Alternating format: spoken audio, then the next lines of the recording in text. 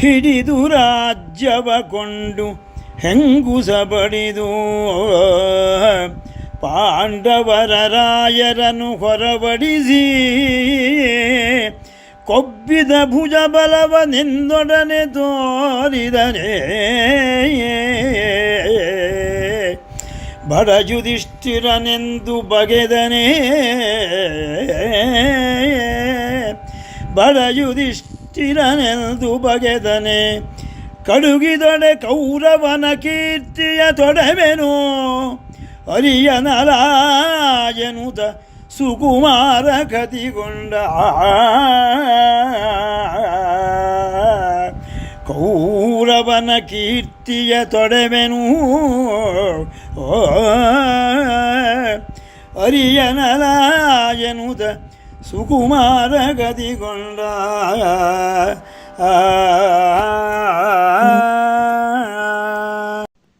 ಈಗ ಉತ್ತರ ಕುಮಾರ ಒಮ್ಮೆ ಹಿಂದಿನ ಅನೇಕ ಘಟನಾವಳಿಗಳನ್ನು ನೆನಪಿಸಿಕೊಳ್ಳುತ್ತಾನೆ. ಕೌರವರ ಹೇಯವಾದ ಕಾರ್ಯಗಳು, ಪಾಂಡವರಿಗೆ ನೀಡಿದ ಕಿರುಕುಳ, ಅವರು ತೋರುತ್ತಿದ್ದ ಅಟ್ಟಹಾಸ. ಈಗ ಉತ್ತರ ಕುಮಾರನಿಗೆ ಕೌರವರ ಮೋಕ್ಷವೇ ತನ್ನಿಂದ, ಪಾಂಡವರಿಗೆ ನ್ಯಾಯ ಸಿಗುವುದೇ ತನ್ನಿಂದ ಎಂಬ ಭಾವ ಸ್ಫುರಣೆಯಾಗಿರಬೇಕು. ಹಾಗೆಯೇ ಹೇಳುತ್ತಾನೆ, ರಾಜ್ಯವನ್ನು ಕಿತ್ತುಕೊಂಡು ಹೆಂಗಸರನ್ನು ಅಂದರೆ ದ್ರೌಪದಿಯನ್ನು ಬಡಿದು ಅವಳಿಗೆ ದ್ರೋಹವೆಸಗಿ ರಾಜ್ಯದಿಂದ ಓಡಿಸಿ ಕೊಬ್ಬಿನಿಂದ ಮೆರೆಯುತ್ತಿದ್ದಾನೆ ಆ ಕೌರವ. ಈಗ ನಮ್ಮ ಮೇಲೆ ಯುದ್ಧಕ್ಕೆ ಬಂದಿರುವನಲ್ಲ, ನನ್ನನ್ನೇನು ಬಡ ಯುಧಿಷ್ಠಿರ ಎಂದು ಭಾವಿಸಿದನೇ? ನಾನು ಕೆರಳೆ ನಿಂತರೆ ಕೌರವನ ಕೀರ್ತಿಯನ್ನೇ ಅಳಿಸಿ ಹಾಕಬಲ್ಲೆ.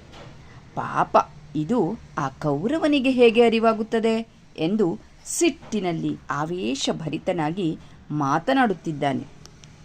ತನಗೆ ಬಡ ಪಾಂಡವರ ತವರಿದ ಮನದ ಗರ್ವದ ಗೊಬ್ಬು, ತನಗೆ ಬಡ ಪಾಂಡವರ ತವರಿದ ಮನದ ಗರ್ವದ ಗೊಬ್ಬು.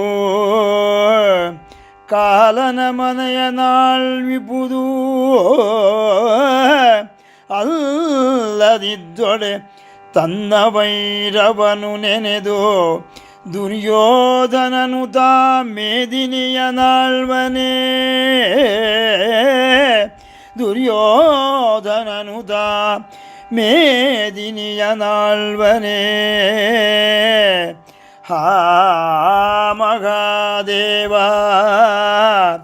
ಹಾ ಮಗಾದೇವ, ಹಾ ಮಗಾದೇವೆನುತ ಉತ್ತರ ಬಿರುದ ನುಡಿದನು ಹೆಂಗಳಿದಿರಿನಲೇ. ಹಾ ಮಗಾದೇವೆನುತ ಉತ್ತರ ಬಿರುದ ನುಡಿದನು ಹೆಂಗಳಿದಿರಿನಲೇ.